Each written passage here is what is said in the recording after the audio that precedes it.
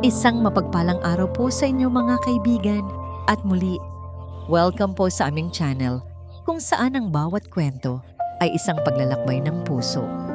Sabi nila, ang tiwala ay parang isang mamahaling salamin. Kapag ito'y nabasag, maaari mo pa ring pulutin ang bawat piraso, pero hinding-hindi mo na maibabalik ang dati nitong kinis at anyo. Ngunit paano kung ang mismong kamay na dapat sana'y nag-iingat dito ang siyang walang awang dumurog nito sa iyong harapan? Ito ang kwento ni Hanan. At nagsimula ang lahat sa isang sampal. Ang malamig na hangin mula sa aircon ng pribadong waiting lounge ng pagamutang paghilom ay tila isang yakap para kay Hanan Soliman. Dito, sa gitna ng katahimikan, malayo sa ingay ng lungsod ng Gintong Haraya, ay nakakahanap siya ng kapayapaan. Bawat paghinga niya ay malalim. Bawat sandali ay isang panalangin ng pasasalamat. Dahan-dahan niyang hinaplos ang kanyang bilugang tiyan, isang perpektong arko sa ilalim ng kanyang mamahaling maternity dress. Sa loob nito, ang kanyang munting milagro, ang bunga ng pagmamahalan nila ni Dagsin, ang kanyang asawa. 5 buwan. 5 buwan ng dalisay na kaligayahan at pananabik. Anak, bulong niya. Isang nangiti ang sumilay sa kanyang mga labi. Magkikita na rin tayo sa wakas. Konting tiis na lang ha. Mahal na mahal ka ni Mami. Isinandal niya ang ulo sa malambot na sofa at ipinikit ang mga mata. Sa kanyang isipan ay nabubuo na ang imahe ng kanilang magiging pamilya. Si Dagsi, isang amang puno ng pagmamahal. Siya, isang ina na handang ibigay ang lahat at ang kanilang munting anghel na bubuo sa kanilang mundo. Perpekto. Ang lahat ay perpekto. Isang matinis na tunog ang pumunit sa kanyang pangarap. Ang tunog ng takong ng sapatos na humahampas sa makintab na sahig, papalapit, nagmamadali at may dalang bigat. Nagmulat ng mata si Hanan. Nakatayo sa kanyang harapan ang isang babaeng hindi niya inaasahan, lalong-lalo na sa lugar na ito. Si Silakbo Rivas. Ang kanyang buhok ay nakapusod ng mahigpit. Ang kanyang pulang-pulang labi ay nakaarko sa isang mapanuyang ngiti. At ang kanyang mga mata ay nagliliyab sa isang emosyong hindi maintindihan ni Hanan. Galit? Poot? Napakasaya mo yata, Hanan, sabi ni Silakbo. Ang boses niya ay parang lason na tumatagos sa tahimik na silid. Agad na naging alerto si Hanan.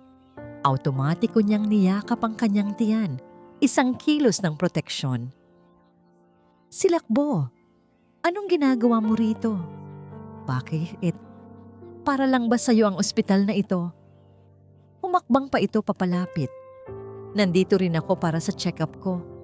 Para sa anak namin ni Dagsin. Bawat salita ay isang karayom na tumutusok sa puso ni Hanan. Alam niya ang tungkol sa relasyon nila.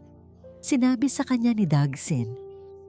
Isang pagkakamali lang daw, isang kahinaan. At naniwala siya.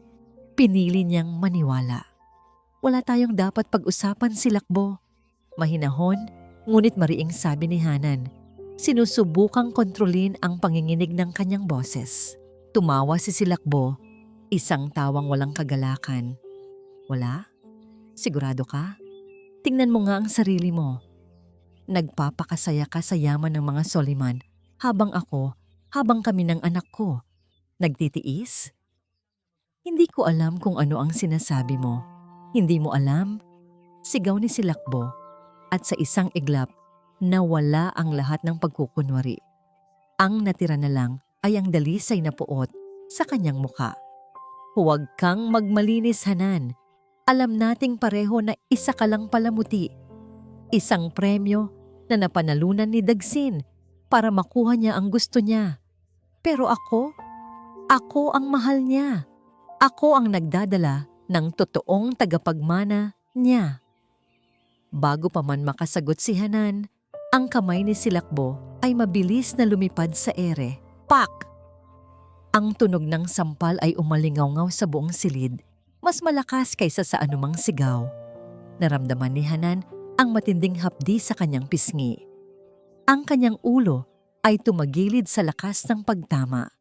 Ang mundo niya ay umikot. Ang mga ilaw ay naging malabo. Ang tanging malinaw lang ay ang sakit. Hindi lang sa kanyang mukha, kundi sa kanyang buong pagkatao. Napahawak siya sa kanyang pisngi. Ang mga mata niya ay nanlalaki sa gulat at hindi makapaniwala. May mga taong napatayo. Isang nurse ang nagsimulang lumapit. "Hayop ka!" Sigaw muli ni Silakbo. Handa nang sumugod ulit. Ngunit isang malakas na braso ang pumigil sa kanya. "Silakbo, tama na. Wag dito." Ang boses na yon. Ang boses na laging nagpapakalma sa kanya. Ang boses ng kanyang asawa. Dumating si Dagsin. Pero ang mga salitang lumabas sa bibig nito ay hindi para sa kanya. Ang mga braso nito ay hindi nakayakap sa kanya para protektahan siya. Nakahawak ang mga ito kay Silakbo. Pilit na inilalayo ang babae sa kanya. "Wag dito." "Hindi." "Wag mong saktan ang asawa ko." "Hindi." "Anong ginawa mo sa kanya?" "Kundi, wag dito." Para bang ang krimen ay hindi ang pananakit, kundi ang paggawa nito sa maling lugar. Sa sandaling iyon, mas masakit pa yon kaysa sa sampal. Iyon ang sampal na bumasag sa kanyang puso. Dinala siya ni Dagsin palayo sa mga matang mapanuri. Habang naglalakad sila sa pasilyo, ang mga salita nito ay dumadaloy na parang isang sirang gripo.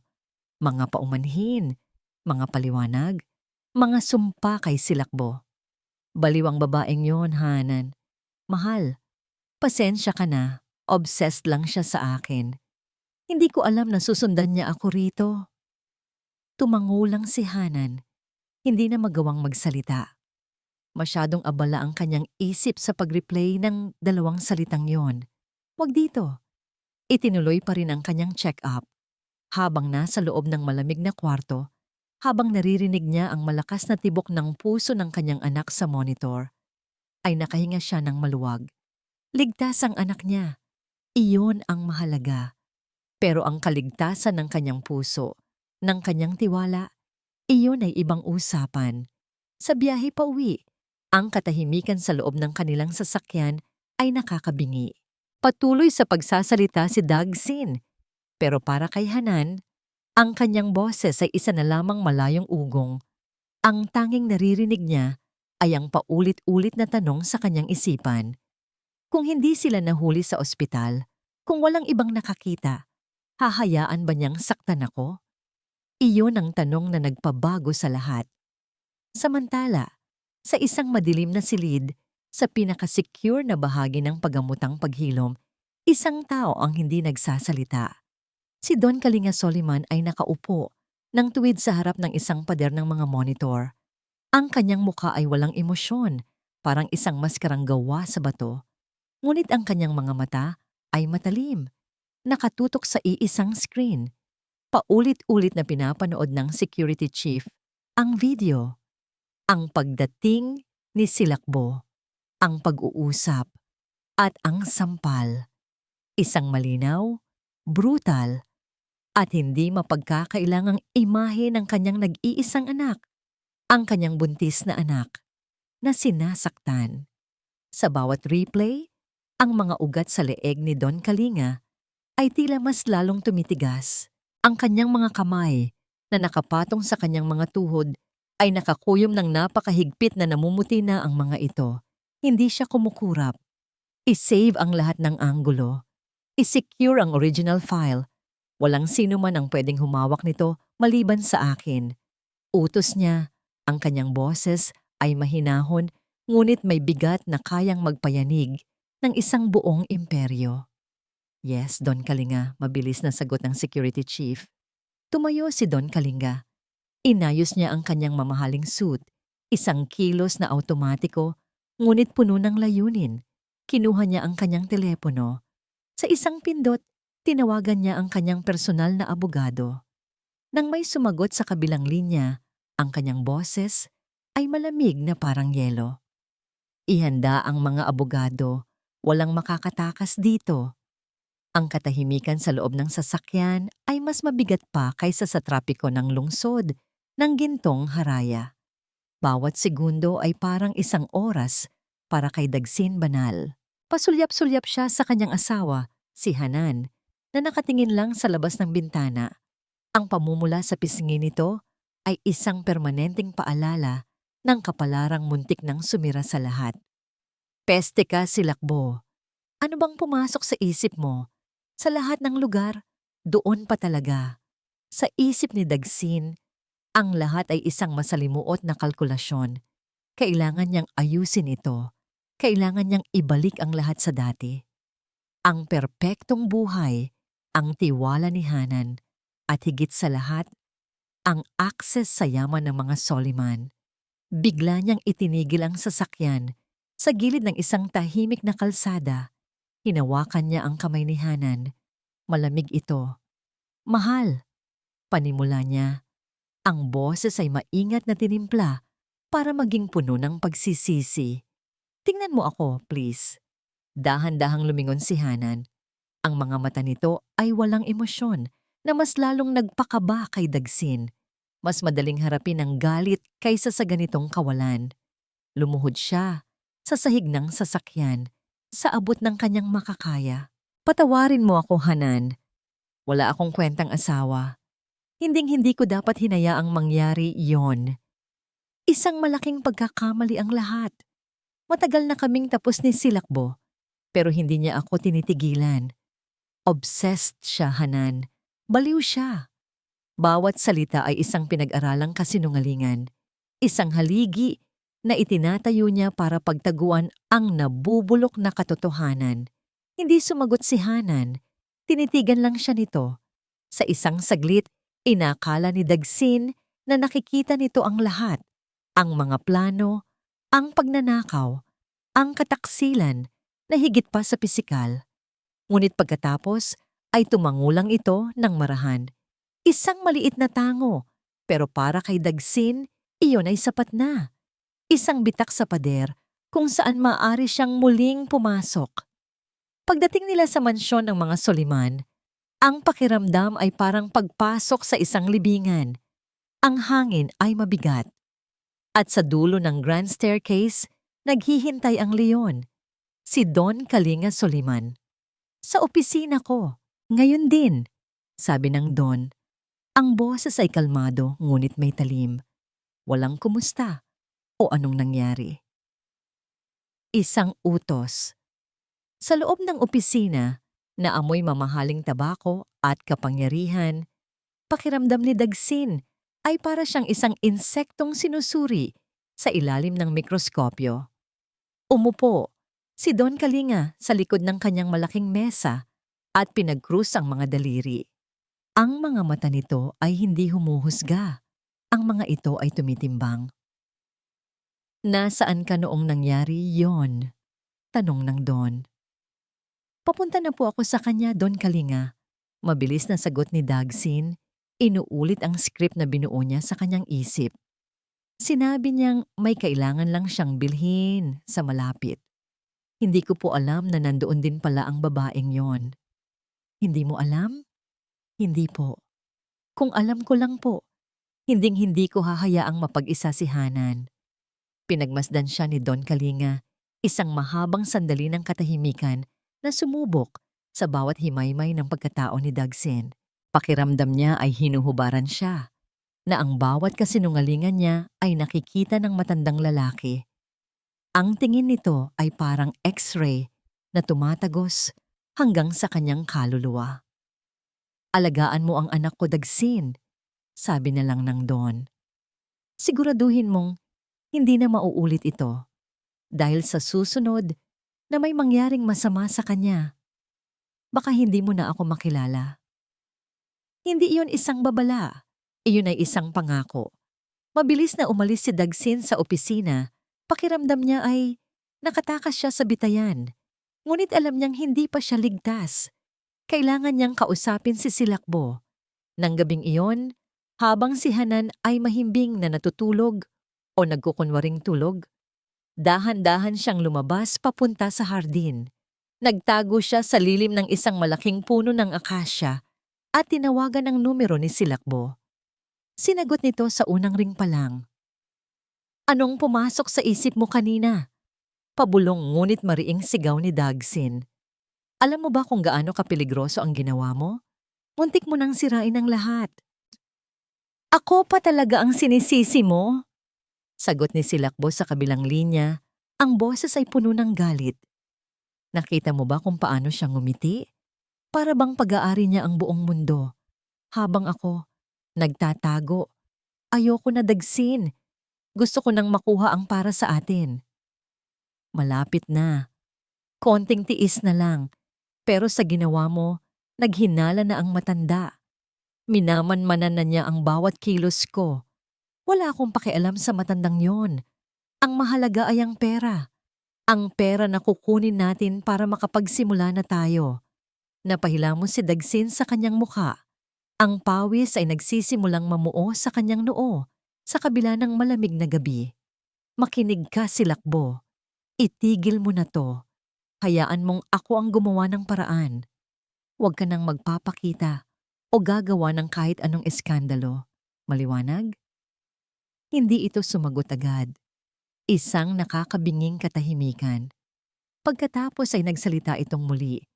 Ang boses ay biglang naging malamig. Sige, pero bilisan mo Dagsin. Dahil nauubos na ang pasensya ko, ibinaba niya ang tawag. Napasandal si Dagsin sa puno. Nanginginig ang mga kamay. Pakiramdam niya ay naglalakad siya sa isang manipis na alambre sa pagitan ng dalawang nagngangalit na bulkan. Isang maling galaw lang at sasabog ang lahat. Bumalik siya sa kanilang silid. Dahan-dahang binuksan ang pinto. Nakita niya si Hanan, nakatalikod sa kanya. Tila mahimbing pa rin ang tulog. Nakahinga siya ng maluwag. Kinuha niyang muli ang telepono para i-text si Silakbo ng isa pang babala. Ngunit naisip niyang mas mabuting tumawag na lang ulit para masigurado. Lumabas siya sa balkonahe, isinara ang sliding door at idinayal ang numero. Ako ulit to, sabi niya nang may sumagot. Siguraduhin mo lang Silakbo, walang-wala ng susunod na pagkakamali. Huminahon ka Silakbo. Kung hindi, masisira ang lahat ng plano natin. Sa loob ng madilim na silid, sa likod ng bahagyang nakasarang pinto, ang mga mata ni Hanan Soliman ay biglang nagmulat. Hindi siya natutulog. Narinig niya ang lahat. Ang tibok ng kanyang puso ay tila huminto. Ang hangin ay naubos sa kanyang mga baga. Ang lahat ng kasinungalingan, ang lahat ng paghingi ng tawad ni Dagsin ay naglaho. Ang tanging salitang umaling-awngaw sa kanyang isipan, paulit-ulit, na parang isang basag na plaka, ay ang huling salitang narinig niya. Plano. Ang salitang iyon ay hindi na umalis sa isipan ni Hanan. Nag-ugat ito, nagsanga, at unti-unting nilamon ang bawat sulok ng kanyang pagtitiwala.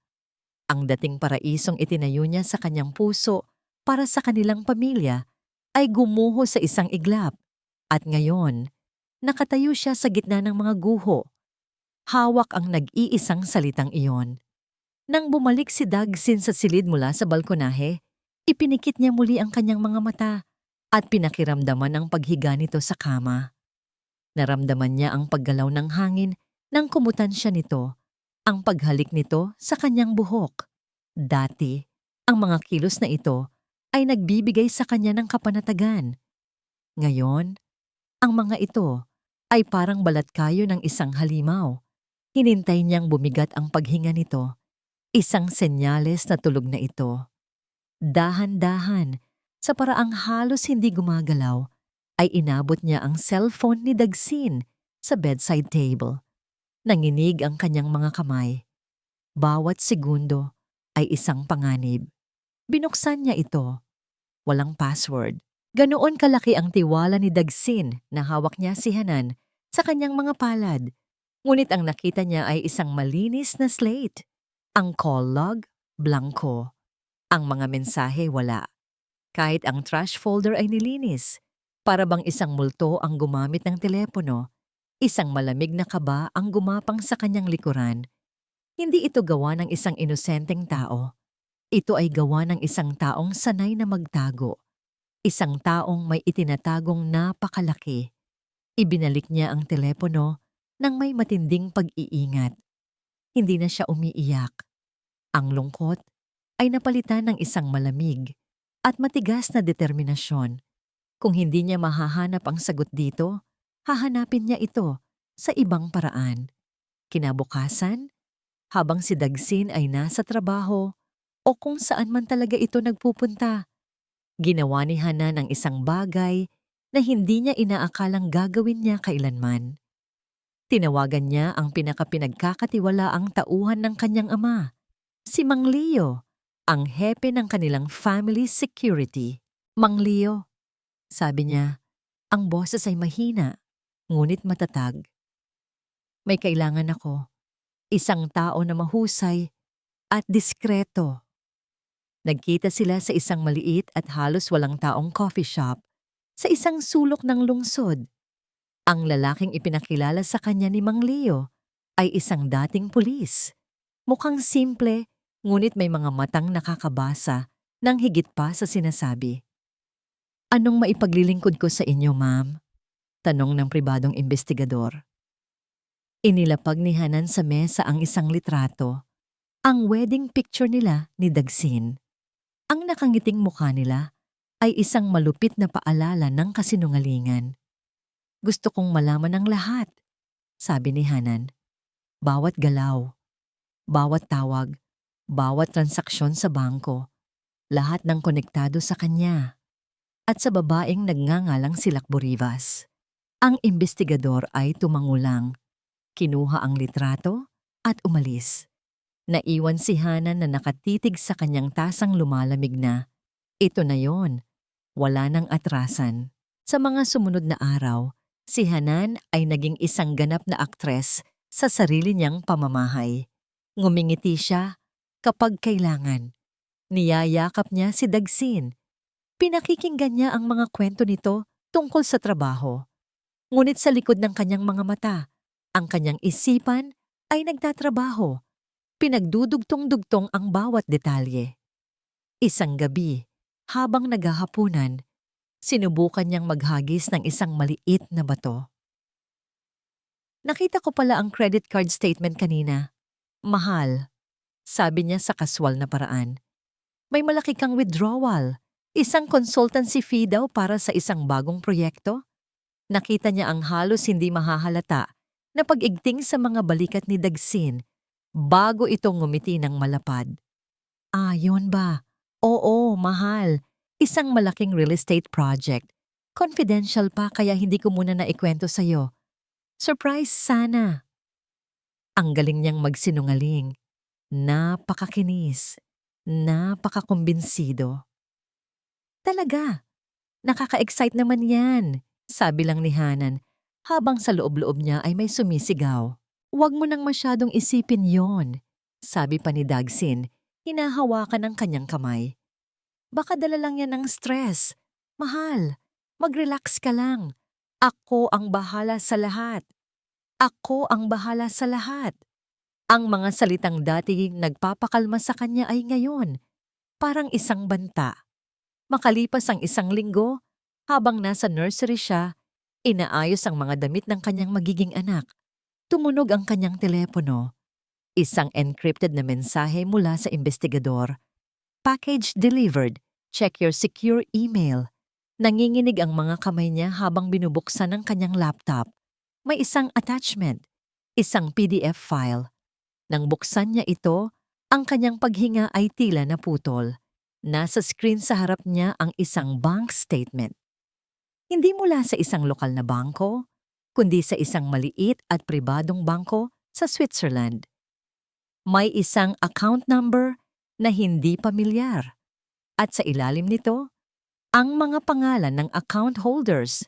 2 pangalan. Dagsin Banal. Si Lakbo Rivas. Hindi lang yon. May mga regular na malalaking deposito. Mga halagang tumutugma sa mga consultancy fee at project expenses na sinasabi ni Dagsin, milyon-milyon. Ang telepono ay nahulog mula sa kanyang nanginginig na kamay.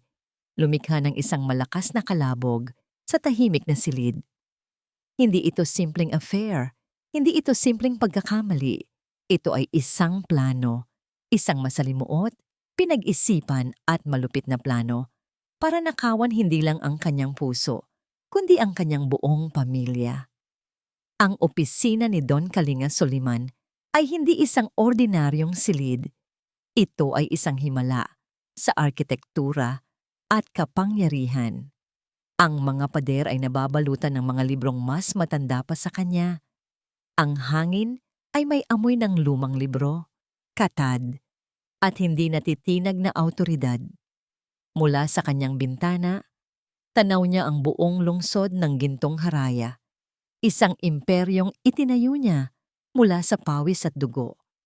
Ngunit sa mga sandaling ito, ang lungsod sa labas ay walang kulay. Ang kanyang buong mundo ay nakasentro sa dalawang tao. Ang kanyang anak na si Hanan at ang salot na nagngangalang si Lakbo Rivas. Ang kanyang mga daliri ay marahang nagtap sa ibabaw ng antigong mesa.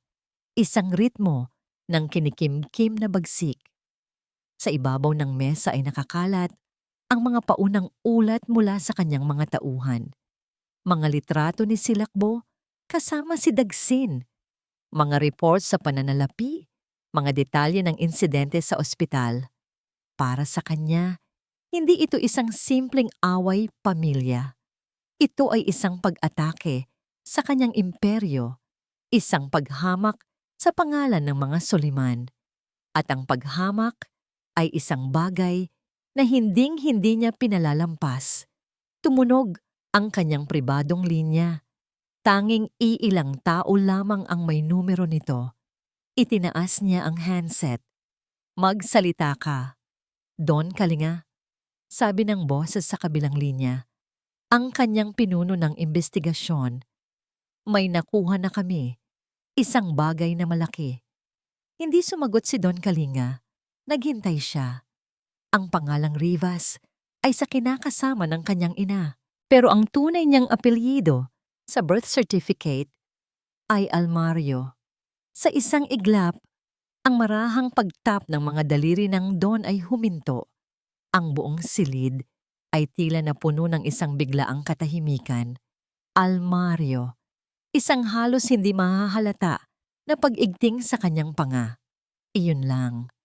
Ngunit para sa isang taong sanay magtago ng emosyon, iyon ay katumbas na ng isang sigaw.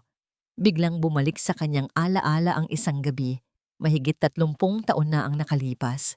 Ang kanyang yumaong asawa, si Amalia, ay nakaupo sa tabi ng bintana. Hawak ang isang luma at kupas na litrato. "Hindi pa rin ba natin siya nahahanap, mahal?" tanong ni Amalia. Ang boses ay puno ng lungkot. "Ang kaisa-isa kong kapatid, si Clarita Almario. Natatakot ako para sa kanya, para sa magiging anak niya."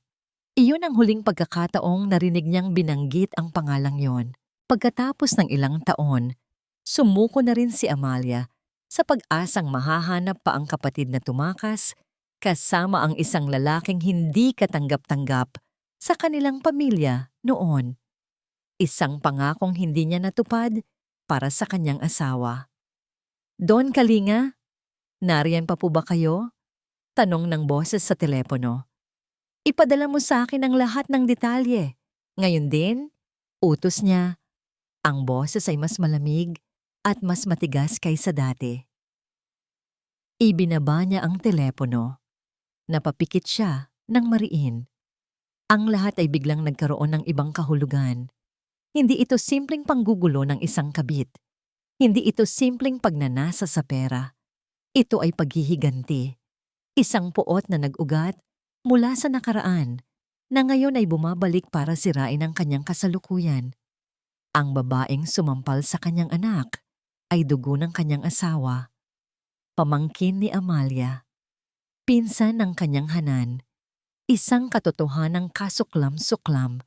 Isang malakas na katok sa pinto ang pumutol sa kanyang pag-iisip.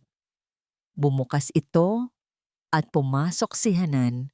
Ang itsura ng kanyang anak ay parang isang bagyo. Ang mga mata nito ay namumugto sa pag-iyak, ngunit nag-aalab sa bagong tuklas na galit. Sa nanginginig nitong kamay, hawak nito ang isang folder. "Papa," sabi ni Hanan, ang boses ay basag.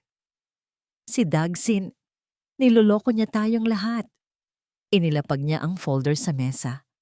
Binuksan ito ni Don Kalinga kahit alam na niya kung ano ang posibleng laman nito. Mga bank statement, isang offshore account, ang pangalan ni Dagsin at ni Silakbo Rivas Almario. "Ninakawan niya tayo pa," humahagulgol na sabi ni Hanan. Pinagplanuhan nilang dalawa ang lahat, ang relasyon nila. Hindi lang ito basta affair, ito ay isang sindikato, isang... Hindi na natuloy ni Hanan ang kanyang sasabihin. Dahan-dahang tumayo si Don Kalinga. Lumakad siya palibot sa mesa at niyakap ang kanyang umiiyak na anak. "Shh!" sabi niya. Hinahaplos ang buhok nito. "Alam ko, anak. Alam ko." Humiwalay si Hanan sa yakap. Ang muka ay puno ng pagkalito. "Papa!" "Paano?" Tinitigan ni Don Kalinga ang kanyang anak.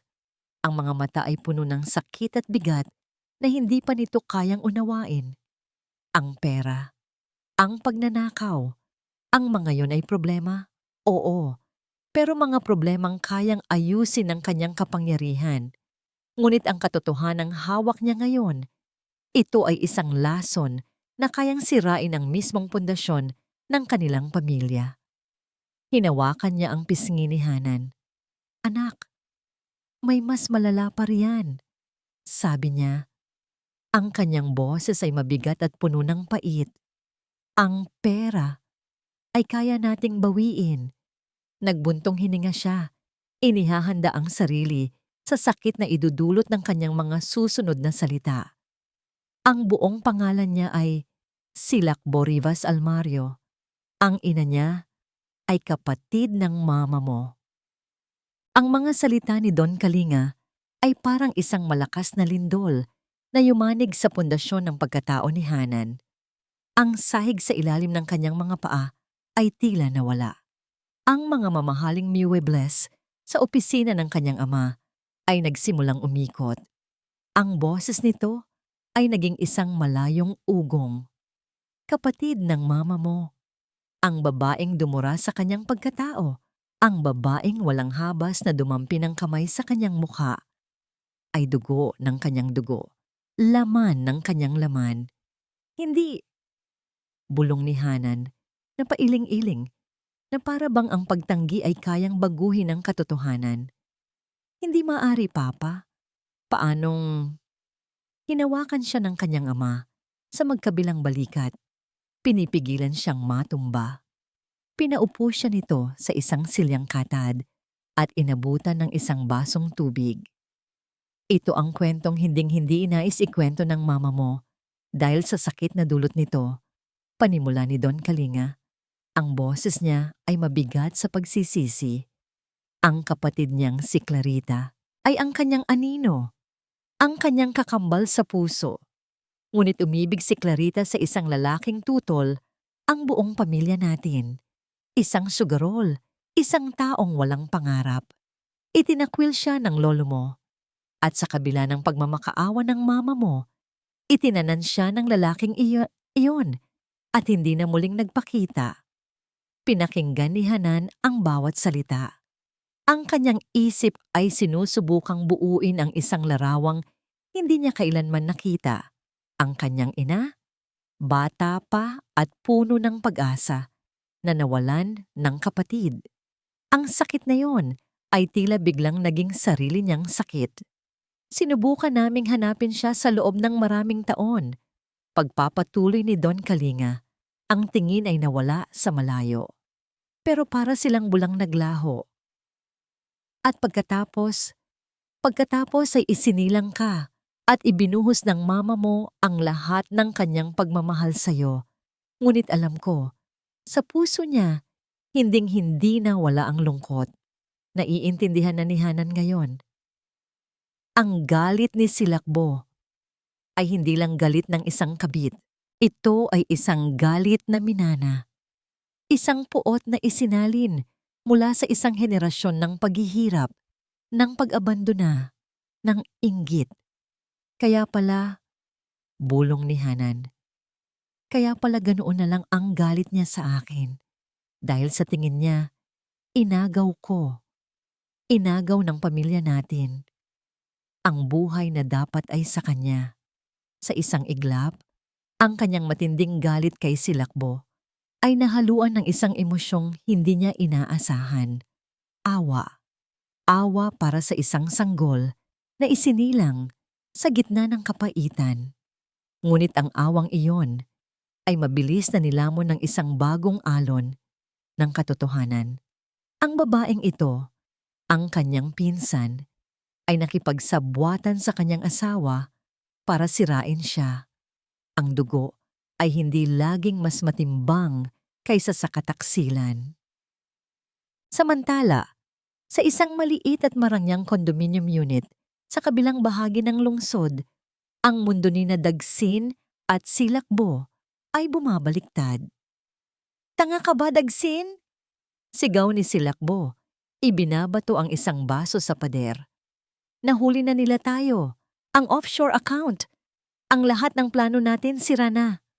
"Huminahon ka nga," ganting sigaw ni Dagsin. Sinusubukang ayusin ang gusot sa kanyang isipan. "Kung magpapanik ka, lalo lang tayong malulubog. Kailangan nating mag-isip." "Mag-isip? Anong iisipin pa natin? Game over na. Hahabulin na tayo ng mga abogado ni Don Kalinga. Makukulong tayo." Biglang huminto si Silakbo. Tumingin siya kay Dagsin. Ang mga mata ay nanlilisik na parang sa isang ahas. Isang mapanganib na ideya ang nabubuo sa kanyang isipan. "Hindi," sabi niya. Ang boses ay biglomo. Ibiglang naging malamig at puno ng pananabik. "Hindi pa tapos ang laro. Kung babagsak tayo, isasama natin sila." "Ano ang ibig mong sabihin?" "Ang pinakaiingatan ng mga Soliman ay hindi ang pera nila. Dagkes, ito ay ang kanilang pangalan, ang kanilang reputasyon, ang alaala ng perpekto nilang reyna, si Amalia." Sabi ni Silakbo, bawat salita ay may kasamang lason. "Doon natin sila titirahin, sa lugar na pinakamasakit." Kinabukasan ang plano ay isinagawa. Isang sikat na scandal blogger ang nag-post ng isang video interview. Dito, si Silakbo Rivas ay umiiyak. Ang itsura ay kaawa-awa. Ikinuwento niya ang isang bersyon ng nakaraan na binaluktot para sa publiko. "Ang ina ko po ang tunay na biktima," sabi niya habang humihikbi. Itinaboy siya ng sarili niyang pamilya dahil sa pag-ibig, habang ang kapatid niyang si Amalia ay nagpapakasasa sa yaman. "Ang ina ko po ay namuhay at namatay sa hirap. At ngayon, ang anak niyang si Hanan ay nais gawin sa akin ang ginawa ng ina niya sa ina ko. Gusto niya akong sirain." Ang kwento ay mabilis na kumalat. At para mas palakasin pa ang apoy, si Dagsin, sa pamamagitan ng isang dummy account, ay nag-leak ng ilang ebidensya sa mga tabloid. Mga pekeng sulat, mga litratong wala sa konteksto na nagpapahiwatig na si Amalia Soliman ay hindi ang santa na iniisip ng lahat, na mayroon itong mga lihim na itinatago noong nabubuhay pa ito. Ang atake ay brutal at walang puso. Hindi na ito tungkol sa pera. Ito ay tungkol sa pagsira ng isang alaala.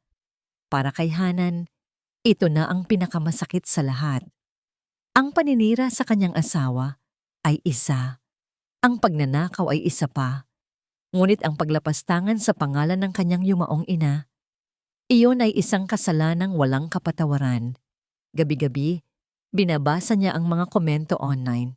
Ang dating simpatiya ng publiko ay unti-unting nahahaluan ng pagdududa. Isang gabi, habang nag-i-scroll sa kanyang telepono, naisip niyang wala nang masasama pa. Ngunit nagkamali siya. Isang bagong artikulo ang lumabas mula sa isang kilalang gossip website. Ang headline nito ay malalaki. mapangahas, at dinisenyo para pumatay. Nabitawan ni Hanan ang kanyang telepono.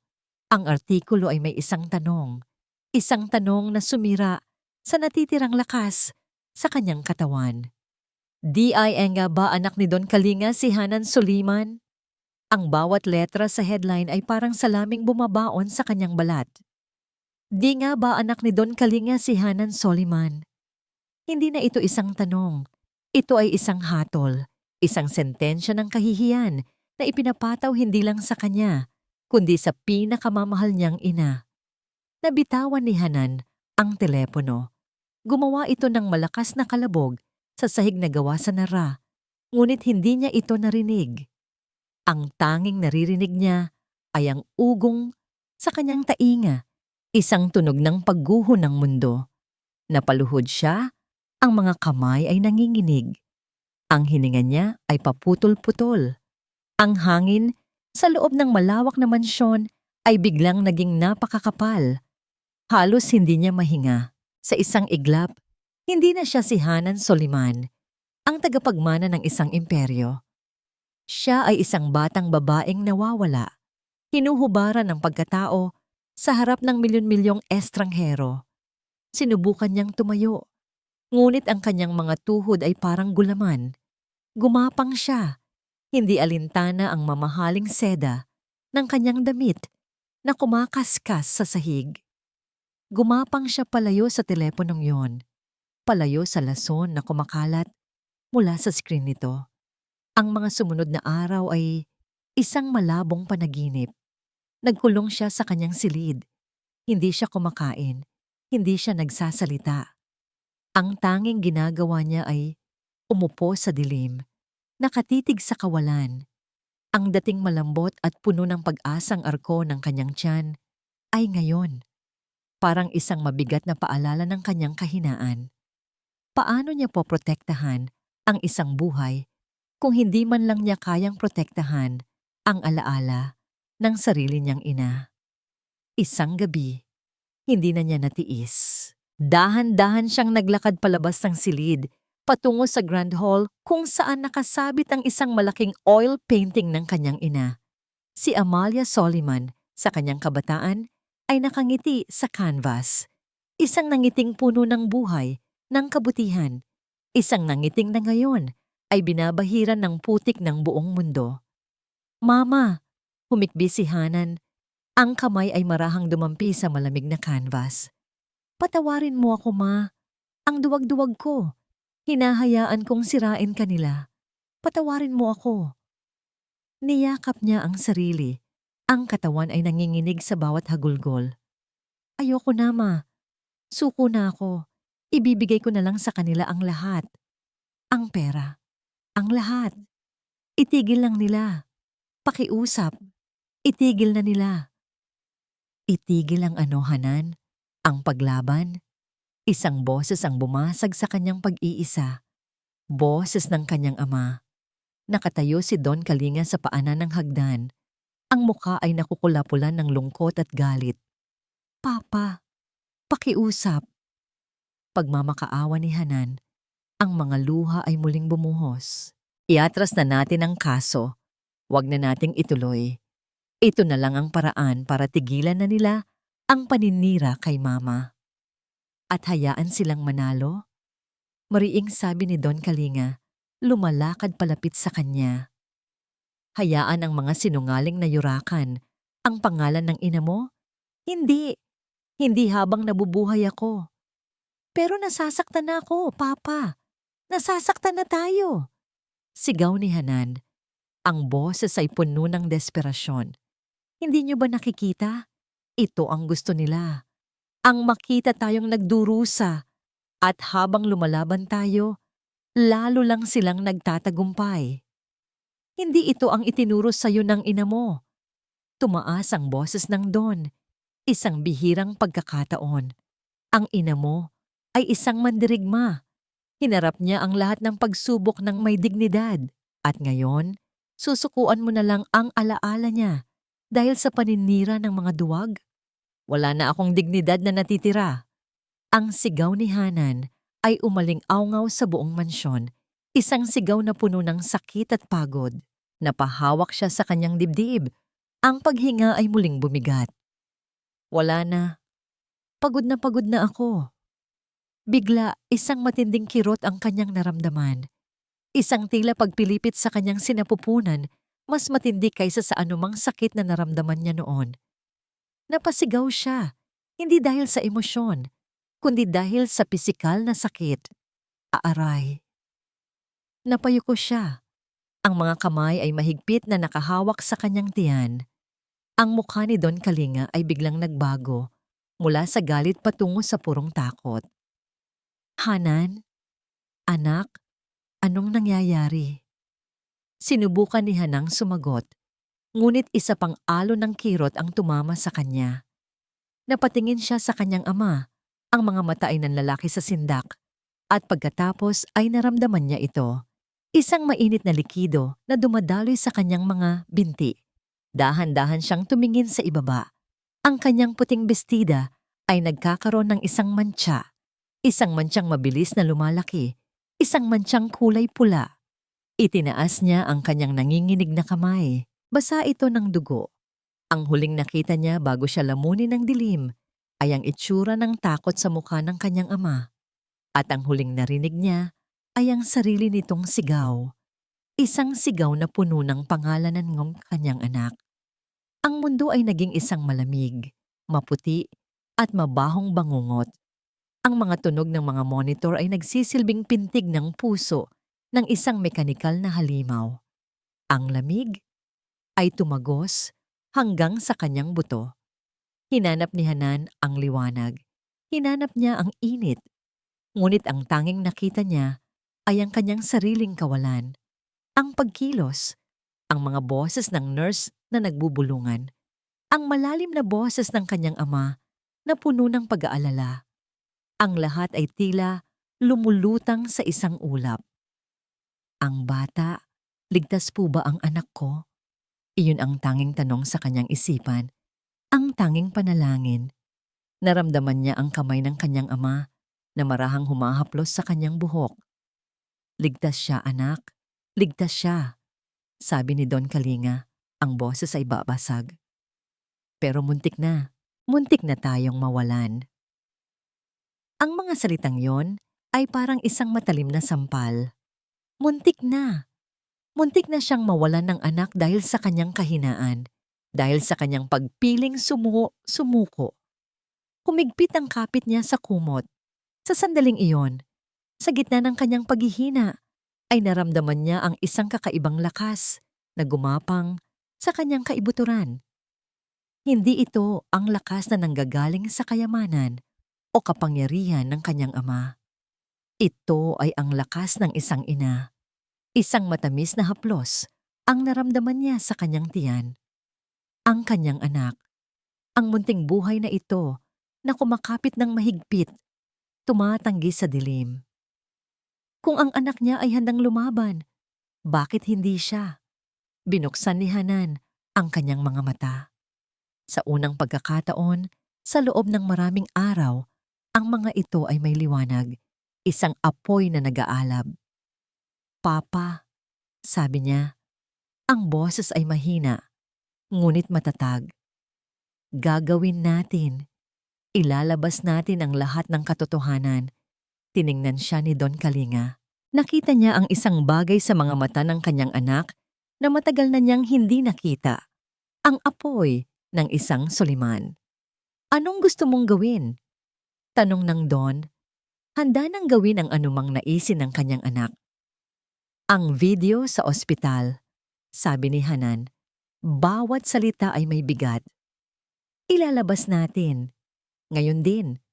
Walang cut, walang edit.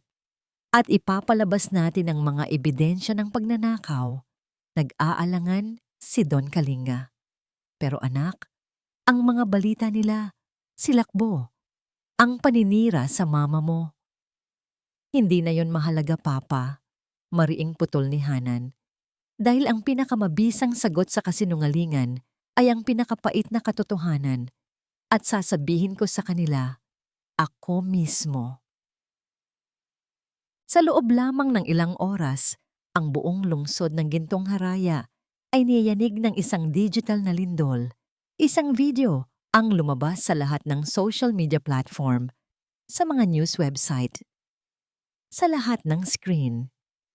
Ang security footage mula sa paggamutang paghilom.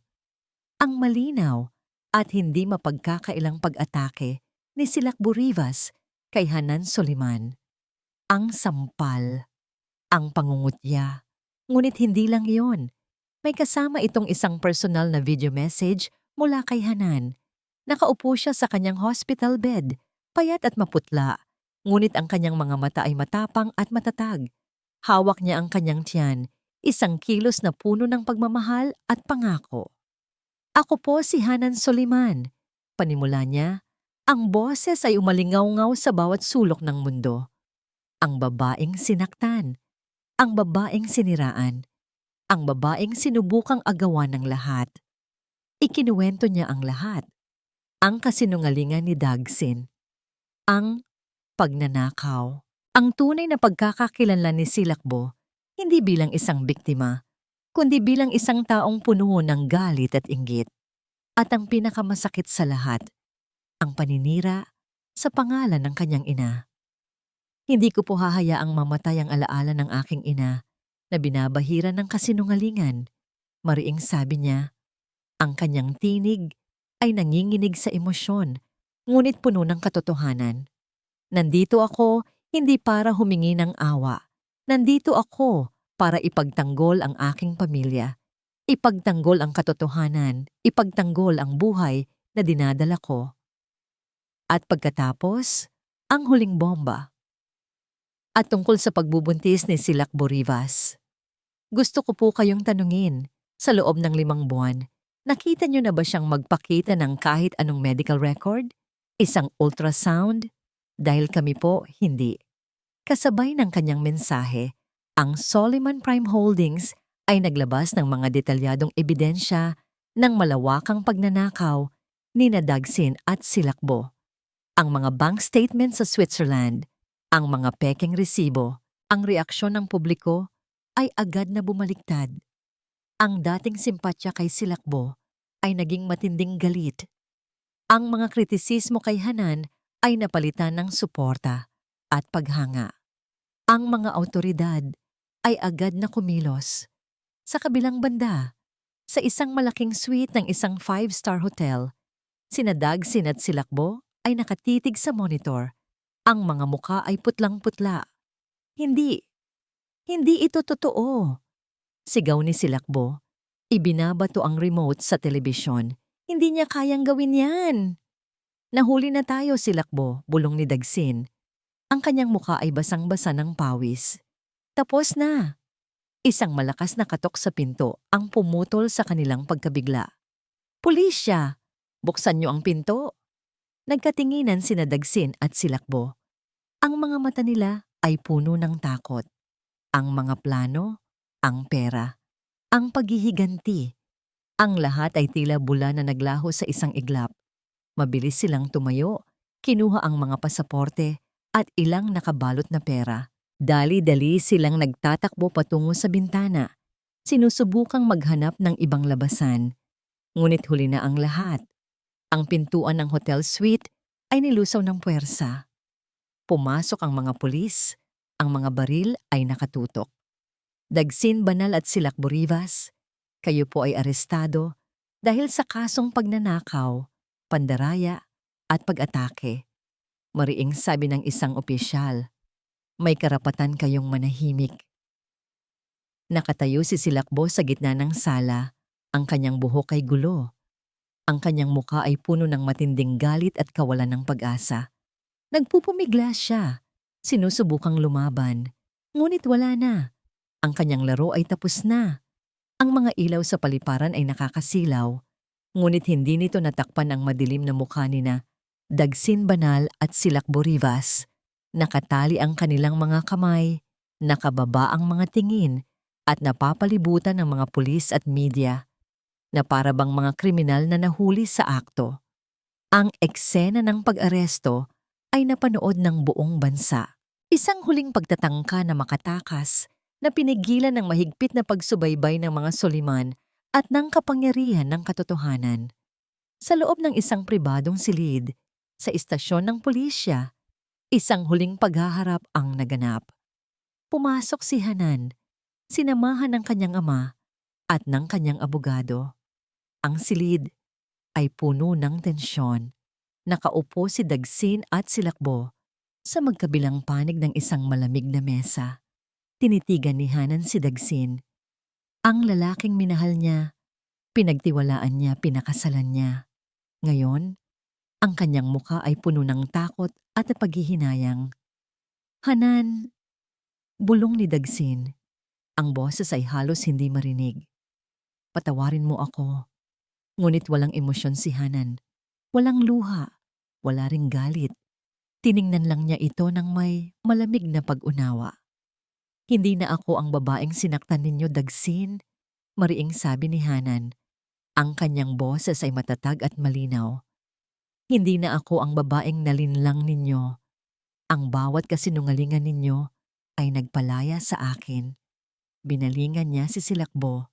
Ang mga mata ni Silakbo ay puno pa rin ng matinding puot at paghihimagsik. Sana makita mo ang kapayapaan, Silakbo, sabi ni Hanan, isang pagpapatawad na hindi man lang inaasahan ni Silakbo. Ang puot, hindi iyan ang magpapalaya sa'yo. Kung may kailangan ka man sa akin, hindi ang pera o ang pagnanakaw, kundi ang pagpapatawad. Hindi sumagot si Silakbo. Tinitigan lang niya si Hanan at sa isang iglap, tila may nasilayan si Hanan sa mga mata nito. Isang munting bitak sa pader ng galit, isang munting kislap ng pagsisisi. Ngunit mabilis itong naglaho. Tumayo si Hanan. Hindi na siya nanatili pa. Ang lahat ng kailangan niyang gawin ay nagawa na. Makalipas ang ilang linggo, sa isang pribadong silid ng pagamutang paghilom, ang pinakamagandang tunog sa mundo ay umalingaw-ngaw, ang iyak ng isang sanggol. Nanganak si Hanan ng isang malusog na babae. Ang kanyang balat ay malambot, ang kanyang buhok ay itim na itim, at ang kanyang mga daliri ay mahigpit na kumapit sa kanyang ina. Nakatitig si Hanan sa kanyang anak, ang kanyang puso ay umaapaw sa pagmamahal. Ang lahat ng sakit, ang lahat ng pagdurusa, ang lahat ng kasinungalingan ay naglaho. Ang natitira na lang ay ang dalisay na pagmamahal na ito. Sinag, bulong niya, ang kanyang mga luha ay sa wakas ay umagos, ngunit luha ng kagalakan. Ang pangalan mo ay Sinag, ang aking sinag ng pag-asa. Si Don Kalinga ay nakaupo sa tabi niya. Ang kanyang mukha ay puno ng pagmamalaki at saya. Hinawakan niya ang munting kamay ng kanyang apo. Ligtas ka na, apo! Bulong niya. Ligtas na kayo ng mama mo. Ang mga buwan ay lumipas. Si Hanan ay muling nabuhay. Nagpakatatag. Hindi na siya ang dating Hanan na mahina at umaasa sa iba. Siya ay isang ina, isang negosyante, isang soliman na nagpapatakbo na ngayon ng isang bahagi ng imperyo ng kanyang ama. Sa bawat araw, mas nagiging malakas siya. Pinagaling niya ang sarili. Pinalakas niya ang kanyang puso at itinuro niya sa kanyang anak na si Sinag ang kahulugan ng tunay na lakas, hindi sa pera o kapangyarihan, kundi sa katotohanan, integridad, at pagmamahal. Isang araw, habang nakatayo sila sa balkonahe ng kanilang mansyon, hawak-hawak ni Hanan si Sinag. Ang araw ay unti-unting sumisikat sa silangan, nagpipinta ng mga ginintuang kulay sa buong lungsod ng Gintong Haraya. Tingnan mo, anak, sabi ni Hanan kay Sinag, itinuturo ang sumisikat na araw. Iyan ang bukang liwayway.